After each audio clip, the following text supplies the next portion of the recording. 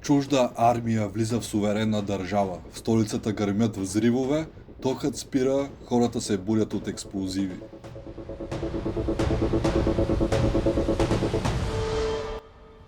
Само за часове президентът е заловен, изведен на сила и изчезва извън страната си. И от тук нататък ще ти покажат само една версия. Версията, която трябва да приемеш. Версията, в която всичко е оправдано, чисто и морално. Ще ти кажат, че Тръмп е влязъл в Венецуела, за да върне демокрацията. Ще ти покажат хора, които се радват, ще ти покажат списъци с врагове, ще ти продадат образа на герой. И много хора ще спрат до тук. Но истината е, че почти всяка война на тази планета завършва по един и същи начин. А Венецуела не е случайна. Венецуела е държавата с най-големите петролни залежи в света. Повече от всеки друг. И когато залогът е толкова голям, моралът изчезва първи. В това видео ще видиш двете версии. Това, което ще ни накарат да вярваме и това, което всъщност стои зад операцията. И ако останеш до край, ще разбереш защо случилото се в Венецуела не е изключение, а модел. И далеч по-интересното. Ще ти разкрия как тази операция се проведе буквално за минути. И не е защото САЩ е първа военна мощ в света. Причината е много по-различна. Да започваме.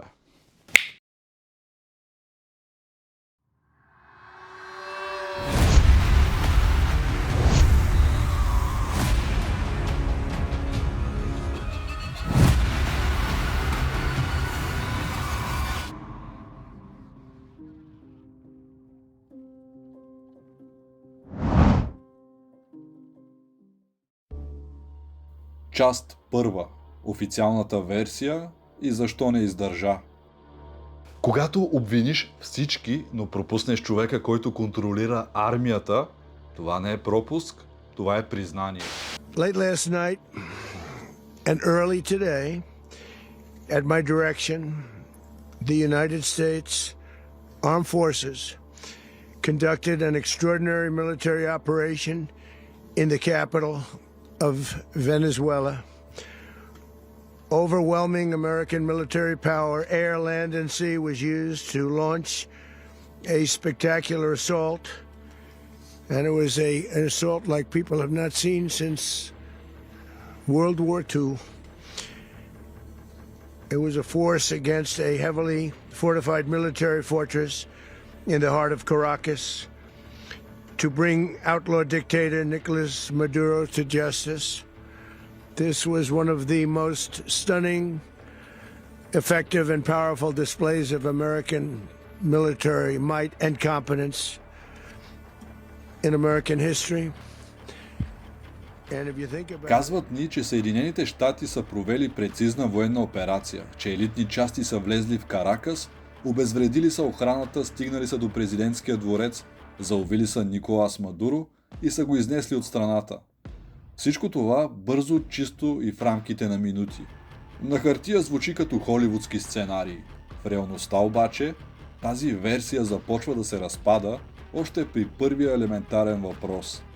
Няма как, подчертавам, няма как чужда военна мощ да влезе в столица, да лети с хеликоптери над нея, да кацне, да стигне до президентския дворец, да обезвреди охраната и да си тръгне, освен ако на местна почва не е имало пълно съдействие. Това не е някакъв екшън филм. Това е реална държава с армия, командна структура и с някаква иерархия.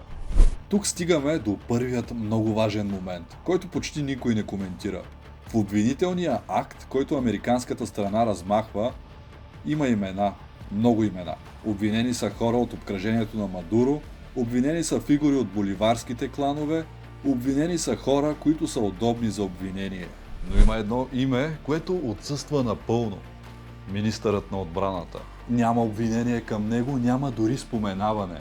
А това не е дребен пропуск. Това е огромен червен флаг, защото без министъра на отбраната такава операция е физически невъзможна. Той е човекът, който контролира армията, той е човекът, който може да даде или да не даде заповед.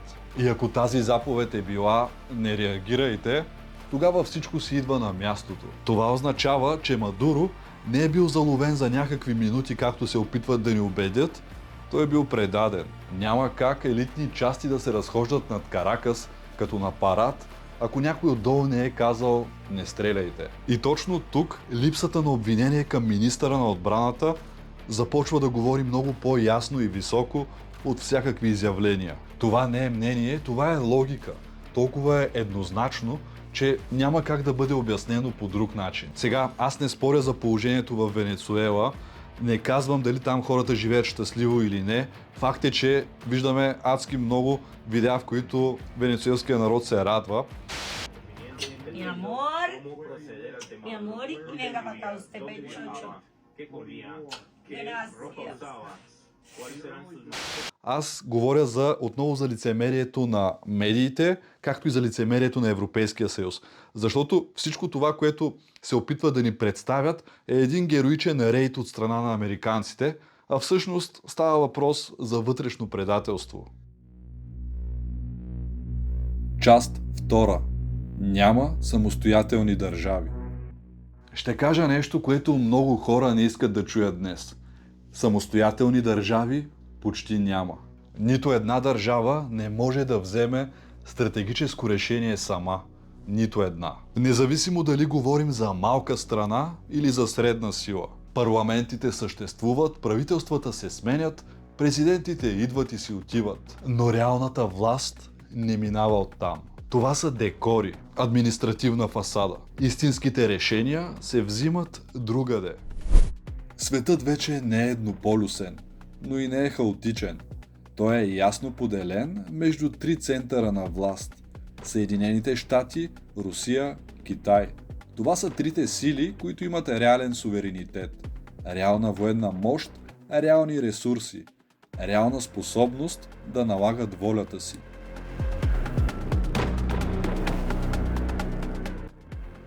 Всичко останало се намира в орбита.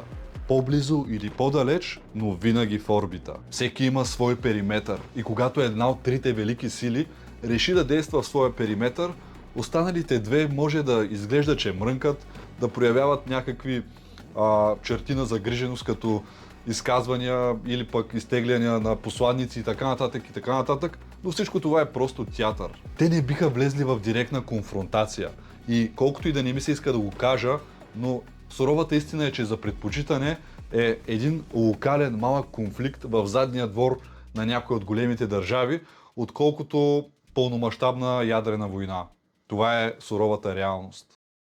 Китай няма никакъв интерес Венецуела да бъде унищожена. Напротив, Китай има огромен интерес страната да остане функционираща, стабилна и предвидима, защото оттам идват ресурси, огромни ресурси. Петрол, редкоземни метали, стратегически суровини. Същото важи и за Русия. И точно за това няма реален сблъсък, защото американците могат да поемат контрола без да застрашат жизнено важни процеси за останалите две суперсили. Китайските компании няма да бъдат засегнати. Потокът от ресурси няма да бъде прекъснат. Всичко това е част от негласната договорка. В този свят идеологията вече не е водеща. Реалната политика е политика на влияние, ресурси и контрол. И Венецуела е златна мина. Буквално и преносно. Това е причината Европа да изглежда напълно изгубена в цялата тази ситуация. Европа няма собствен център на сила. Няма кой знае какви ресурси, няма военна автономия. Няма дори единна позиция по важните теми. Европа вече не е играч. Тя е терен. И това се вижда все по-ясно след всяка подобна криза. Случаят с Венецуела не ни показва бъдещето. Той ни показва настоящето.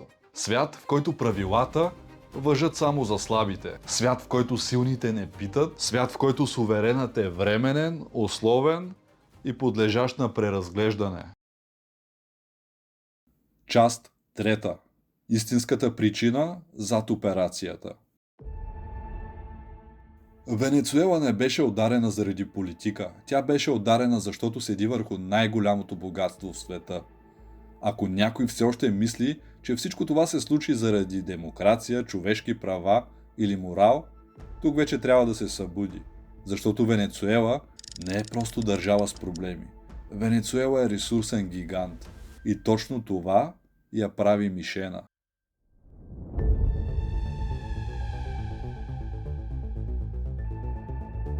Малко хора осъзнават какво означава Венецуела на световната карта. Това е страната с най-голям залеж на петрол в света. Не е един от най-големите, най-големият. Доказани и недоказани. Повече от Саудитска Арабия, повече от всеки друг. И това не е мое мнение, това са сухи числа. Факти, които всеки може да провери. В свят, който влиза в дългосрочен ресурсен глад, това не е просто богатство, това е стратегическо оръжие. Контролът върху такъв ресурс означава контрол върху цели поколения напред. И така дори и на децата трябва да им светне защо операцията във Венецуела не беше импулсивен ход, а дългосрочен стратегически план. За Съединените щати това означава не просто достъп до петрол. Това означава лост за натиск, това означава възможност да диктуват условията на пазара. И тук идва ключовият въпрос. А Русия? Русия също няма интерес да влиза в директна конфронтация тук. Не защото не може, а защото няма смисъл. При срещата между Доналд Тръмп и Путин миналата година, нали не мислите, че пред медиите е казано всичко, за което са говорили? Поне аз съм далеч от тази мисъл. С други думи, ние ви отстъпваме битката в Украйна, вие обаче няма да ни се месите в Венецуела. А за китайците, на тях пък няма да им се месим в Тайван, когато решат да настъпят. Това не е конспирация, това е прагматизъм. Студен, безмилостен и напълно рационален. Част 4. Къде е Европа? Европа обича да говори за ценности. Проблемът е, че в реалната политика никой не слуша речи. След всичко, което се случи в Венецуела, един въпрос остава да виси във въздуха. Къде е Европа? Къде е Европейския съюз, който иначе обича да говори за ценности, правила и международно право? Да очакваме ли санкции срещу САЩ или по-скоро ще се наблегне на идеята, че Тръмп е герой, който е оттървал Венецуела от Мадуро? Виждате ли паралела с Украйна и Зеленски? А виждате ли двойния стандарт? Отговорът е прост и много неприятен. Европа я няма и не от вчера. Тя отсъства от голямата политика от години и случващото се в Венецуела го показва по най-ясния начин. Тук дори няма да отварям скоба и да говоря за над 20-те пакета санкции, които наложиха срещу Русия и които санкции в последствие се обърнаха срещу нашата собствена икономика. Пълен смях. Докато Съединените щати действат, Русия отмерва ходовете си, а Китай мисли десетилетия напред, Европа се лута между морални декларации и страх да не си развали отношенията с някого. Европа няма собствен ресурсен гръб. Тя не контролира стратегически суровини, тя разчита на внос на чужда енергия, както и на чужда защита, и когато моментът за тежки решения дойде, тя няма с какво да ги защити. Това е причината европейските държави да действат разнопосочно. Някои инстинктивно застават зад Съединените щати, защото знаят, че са в тяхната орбита, други просто мърморят, защото усещат, че принципите се газят. Силата на правото се потъпква, но просто няма какво да се направи. Европа не е фактор и не може да бъде, не е в този вид. Тя е потребител, не производител на влияние. Събитията в Венецуела го показват безпощадно. Когато се прекрачат червени линии, Европа не предприема действия, не чертае нови линии, а просто коментира. А светът не се движи от коментари, светът се движи от сила. Приятели, това беше за днес. В края на това видео искам само да кажа, че преди да се случат събитията в Венецуела, бях подготвил видео на съвсем различна тематика, което имах намерение да пусна днес. Само че предвид актуалните събития нямаше как да не реагирам. Така че очаквайте следващото видео да е на коренно различна тематика, защото в интерес на истината и на мен до някаква степен ми писна да само политика да се коментира в този канал.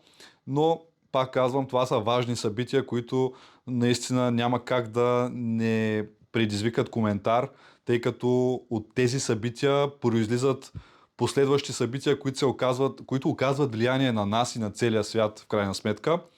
Така че да, извинявам се на абонатите в Patreon, извинявам се и на членовете тук от ниво 2 и нагоре, които нали, имат някакви очаквания и за други теми, може би.